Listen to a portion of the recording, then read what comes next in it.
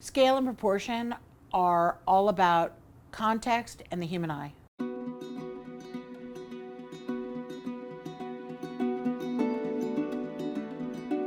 I'm an interior designer and a product designer. My interior design firm is named Mark Hampton, LLC, after my amazing late father. And I think we've been in business since 1976. I love being asked how I would define it to a layperson because I'd probably botch the job of defining in proportion in its most rigorous form.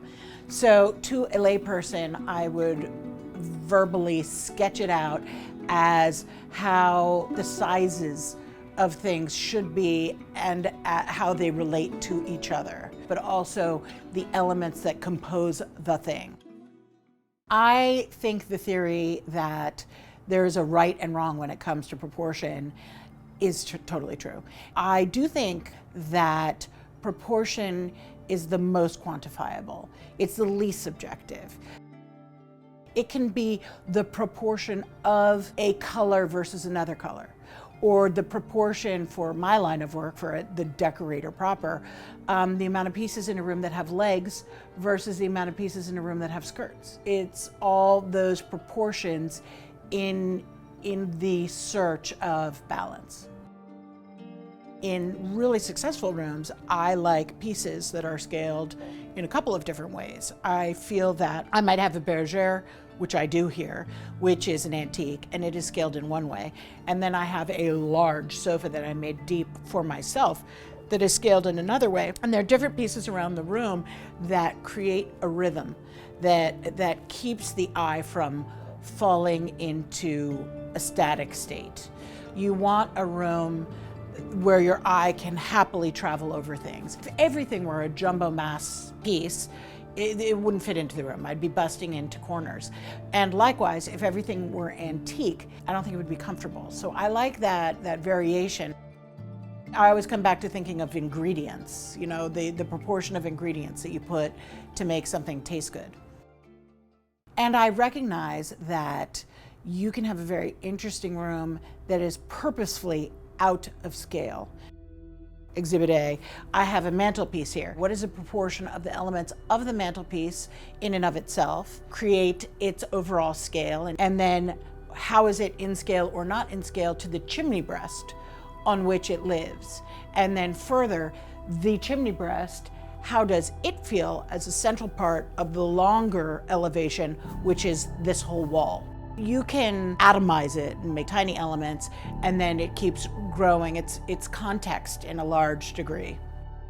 This bedroom, it's a small bedroom. So what it lacks for in size, I wanted to make up for with drama. So one of the first things I did was to create coffers on the ceiling with a big classical medallion in the center of the coffer, and with a chunky egg and dart molding running around the perimeter. I just thought it was luscious and luxurious. And in order to then kind of take it down a peg from what I had established on the ceiling, I put a ticking stripe on the ceiling around the medallion.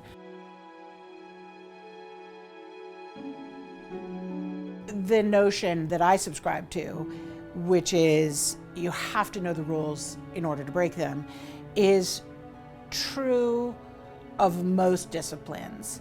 It's never a bad idea to learn the rules. I'll sometimes design a room and there will be a purposeful moment of asymmetry because maybe I don't want everything to be paired. I don't want a Noah's Ark effect in the room on which I'm working. Because there's the harmony of pairs in other places, I'll take that big moment of asymmetry to call attention to itself, have it just be a vignette that draws your eye. I know that doing that will have that effect because I know it's breaking a rule.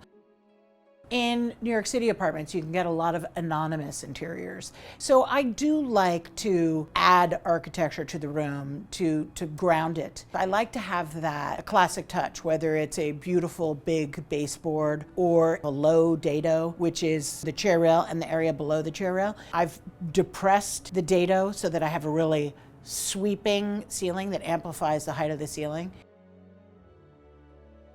This is the tiny, tiny guest bedroom, and I think it is a great room to talk about when we're talking about scale, because it is tiny. It was a small room to begin with, and I actually chopped some of the room out to give to my daughter's room.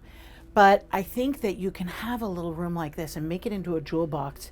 You can treat it with ambition as though it were a big room, but embrace that it's a tiny, tiny little room. The single biggest mistake is that bigger is better. Certainly nobody likes dinky furniture everywhere, but big jumbo everything is so sad. That makes me sad. It lacks depth to not have the variety. And I also think vertical scale is the most misunderstood element in modern design. And when I say that, I mean at what height are the sconces, and at what height is the chair rail, and how high does the paneling go?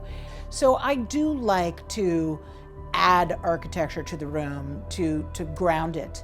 And then I like to have that sense of place, but I use it to either go with it or against it. But I like it to exist.